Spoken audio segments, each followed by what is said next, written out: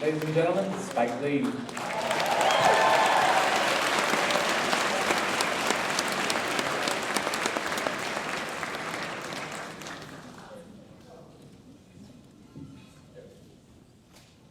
All right, John, thank you for inviting us. What? What's for? What? New York Giants!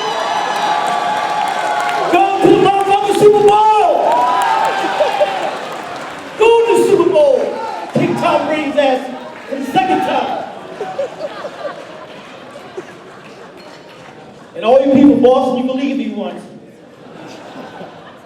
All right, anyway. It's Brooklyn in the house. All right. We doubled the black population of Utah. Maybe triple it up in this moment. Now, we got a lot of people here. I can't bring everybody to the stage. We're going to have some of the cast who made a long, long trip. So, if I call your name, just stand up. Back down. All right. Mr. Kofi Elaine, stand up. Kofi's one of the Bloods, stand up, baby. Red Tolliver.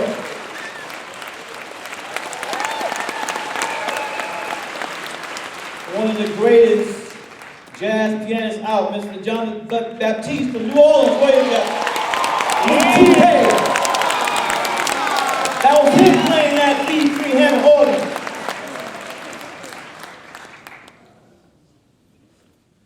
Mr. Coleman Domingo, where you at?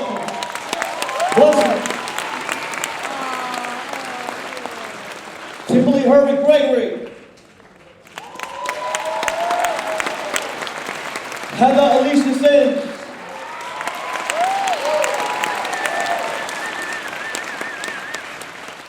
Nate Parker. My man, you go see him in Red Tail. Stand up, Nate. Nice. Go see him in Red Tail. Nice.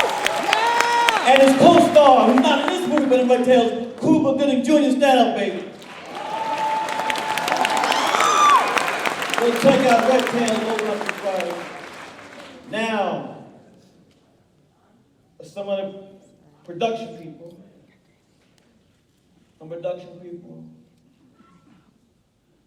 Production designer Sarah Frank. Stand up,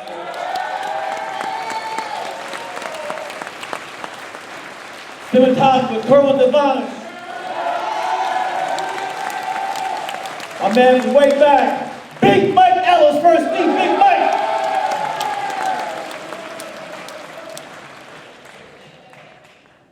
All right. Now, if I call your name, come to the stage, all right? All right, my main man from Virginia, who I've worked before on Clockers, Bamboozled. Kobe doing work, the great, magnificent Mr. Bruce Hornsby did the score. Come on, Bruce. Bruce Hornsby, come on up. Is Judith Hill here? Where is she? Judith, come on up. Judith Hill, who did 10 songs for this. That was her beautiful voice you heard. Come on up to the stage. Now we got the two discoveries. Playing Flick and Chaz. Toy Lysaev and Jules Brown, come on up.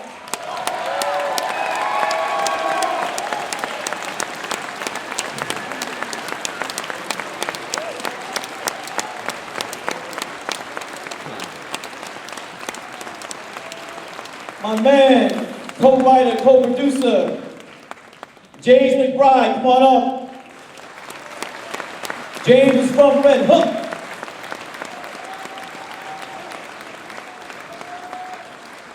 I gotta give a shout out to the great drama teacher of Jules and Tony, Mr. Edward G. Robinson. Stand up, Edward.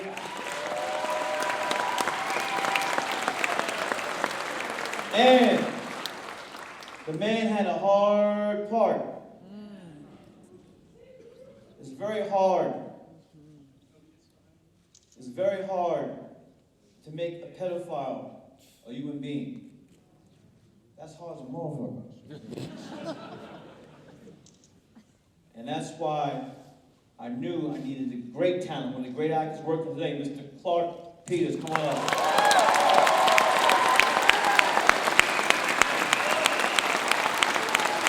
While Clark was coming to the stage, I forgot somebody. I gotta give love. Whoa, it's the angel Ziza. Stand up.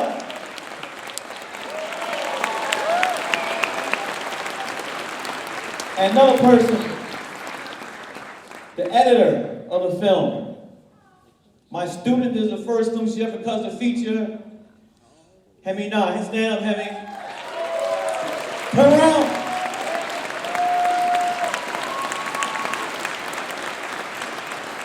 And for all my NYU students who worked on the film, stand up. Where are you?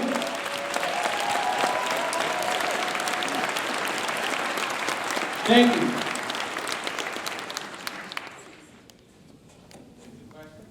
Yes. Do we have over here somewhere, right here in front? You want to put this? Go ahead. Take use it. How much time did you spend in church when you were growing up? All the church stuff came from Mr. James McBride. He grew up in the church. In fact, the church you saw in the film, his parents founded New Brown Memorial Church in Red Hook. The only time I went to church was my parents sent me down south to spend the summers with my grandparents, and I had to go to south, and I go to church in Atlanta, Georgia, and Stone, Alabama. So I grew up in the church. Next question. We got microphones up in the balcony too, so. Yes, also we have very talented people up here, so please don't direct all the questions to me. Stand up right there. Yeah.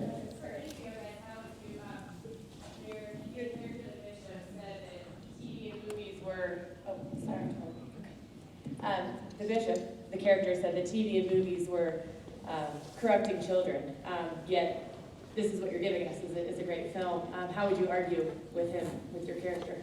Well, I don't want to argue. I'm not too sure that it's necessarily TV, I'm certainly not theater that's corrupting children. You know, I'll stand on theater to the end. These illnesses seem to pervade all religions, all churches, all philosophies, and I think that's what's undermining our ethics, our values, our virtues. That's why I wanted to do that, because there are a lot of adults out here who have been in that situation that Blessed has been in, and just don't have a platform, a way to speak about that. And when Mr. Lee came and asked me to do that, I thought, gee, it's right on time. We need to hear this. You know, so if this is corrupting children, you know, I think I'm on the wrong side of the coin there. I think what I'm trying to do is like educate them. You know, don't be afraid. Speak up. You know, do something about this. I hope that answers the question. We have a question right over there. Yeah. I have a question for Judith. The soundtrack was awesome, and when is it going to be released? Is it available for purchase, the soundtrack, or when? Not yet, but it will be. Yes. Thank you so much. I appreciate it.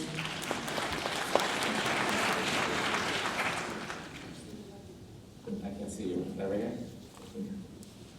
Mr. Lee, the look and feel that you gave that movie, over here, the look and feel you gave that movie is absolutely brilliant. Talk to us a little bit about what you wanted us to experience. I mean, you brought us into the neighborhood, and it felt real.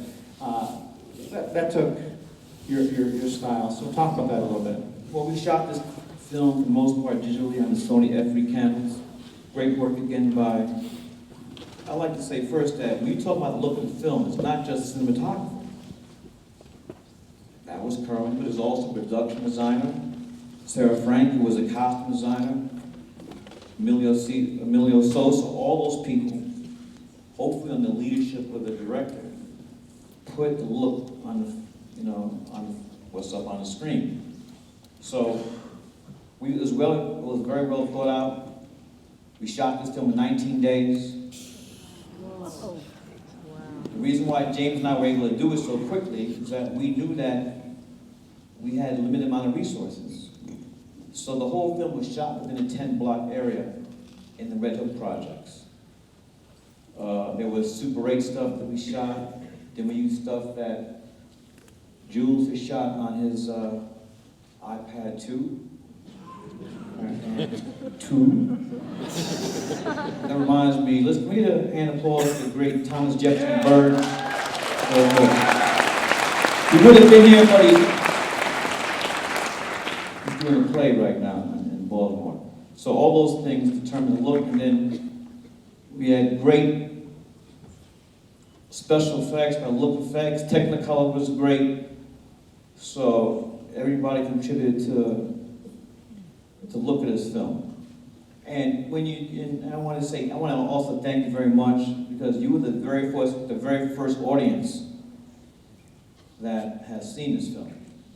And do me a favor, when you go out and talk about it, please tell them this is not a motherfucking sequel to Do the Right Thing. Or Mookie's Return. Please. This film is what I call another installment on my own Chronicles of Brooklyn. Nice. The great borough of Brooklyn, New York, the Republic of Brooklyn. The first installment, the first Chronicle installment was She's Gonna Have It back in 1986, Do the Right Thing, 1989. I forgot the year for Clockers, forgot the year for Brooklyn. But here we are back in 2012, and hopefully we'll continue, showing the many different levels of the borough that I love. Any? That story was extraordinarily textured when it was dealing not only with the issue of the central character, but with the issue of religion. It didn't dismiss it, it was honest, it was truthful. And we're in a country that's very divided right now around religion. What is it that drew you to this story at this time, right now? What's timely about this story? I'm going to give the mic to the co-screenwriter, James McBride. I don't think religion is a timely event. It's something that is, is part of this culture of this country. It's a very conservative country in many ways, partly because of religion. Spike and I were sitting in a diner, and we just started talking about making a multi-dimensional portrait of a young African American. That's a young boy. And then Spike mentioned he'd done a commercial with the basketball player Carmelo Anthony in Brooklyn at 79 Lorraine Street, which is right around the corner from the building where I used to live, because I'm from Red Hook too. And then it just started, and then, I grew up in the church and very religious. Not very religious, but I went to church more than most people in this room did. And I'm very grateful for that. And so some of these things were very difficult for me to write personally. And some of these things, Spike and I talked through, we had lots of very heated discussions about some of this stuff. But, you have to be, especially about the scene and the flashback scene. And Clark will tell you that, he can speak for himself, I'm sure. Well, I mentioned to him yesterday, it was one of the most difficult things he's ever had to do. But we wanted to be honest to the truth. In Black American life and in regular American life, people don't really talk honestly about religion. But I still believe in God, I still believe in Jesus. In fact, this film has helped me believe in Jesus and believe in God even more. Faith. But I passed the microphone to Clark and let him discuss that scene, because that was a scene that, we all, I think everyone here, had some difficulty with, so. Still difficult to even talk about it. This is the first time I've seen it, and it was just very, very uncomfortable sitting there watching that. And I'm grateful that Spike shot it the way that he did. I guess there's a fine line between a caress and a molest. I don't know. we have any questions for Tony or Jules or Bruce Hornsby, please? And I think we got time for like 2 more. Well, at least gotta get it, John. At least get it. He's just they're up here for something. Gotta hear the youth. Hey! Oh, okay. Hey, Chris Rock here. That's Chris Rock. Hey, what would you... This is a real question. Okay, so you did it for... You spent your own money, whatever, right? What would you have done differently if you had actually gotten a bunch of studio money? Because the film looks... You know, I don't know what you would have done there. I just want to know. What else would have happened? Would he have blown up or some shit? All right. Can we give it up, Mr. Chris Rock, please? Let him see you, baby. Brooklyn's in the house. Brooklyn's in the house. Chris, thank you. Good question. We never went to the studios with this film. I told you. I said, buy a camera. I told the camera I bought, I said, talk to Kerwin, we'll hook you up. I bought a camera, Kerwin had a camera, and we said we're gonna do this motherfucking film ourselves. We weren't gonna go to the studios. The plan was to make the film, bring it to Sundance, so first show it to you, John.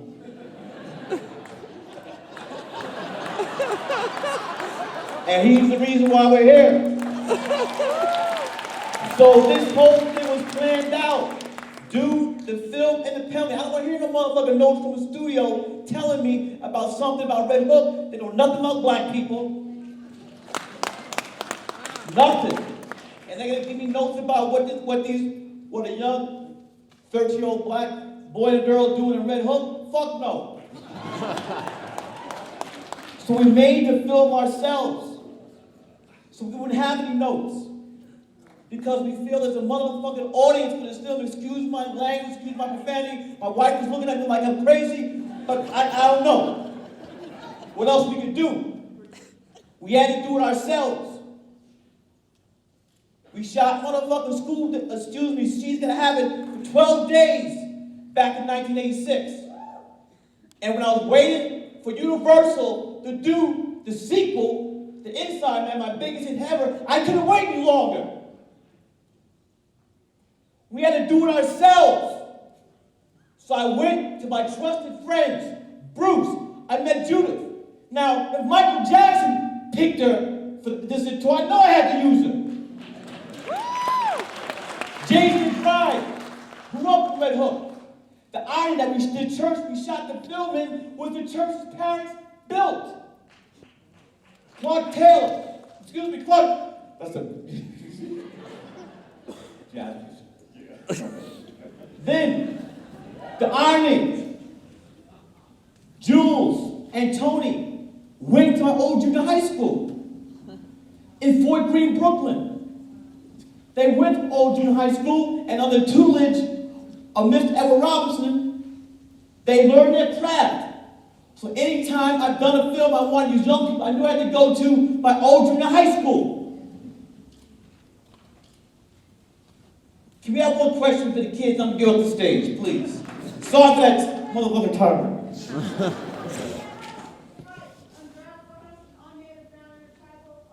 Who's your question to? Who's your question to?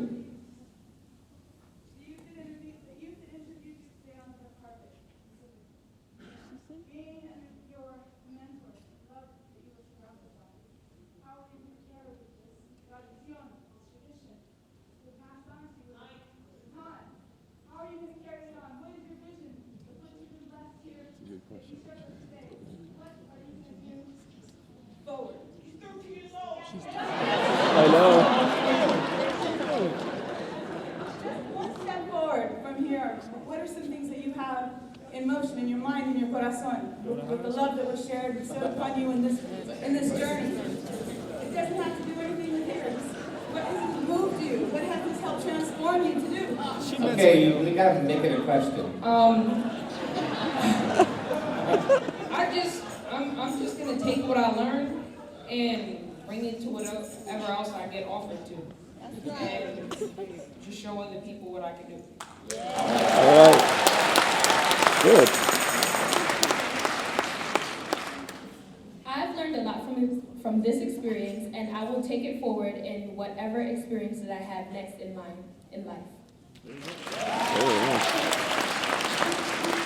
And I'm going to get with Jules and figure out with him what he learned, and then have him teach me. Thank you, everybody. Thanks a lot.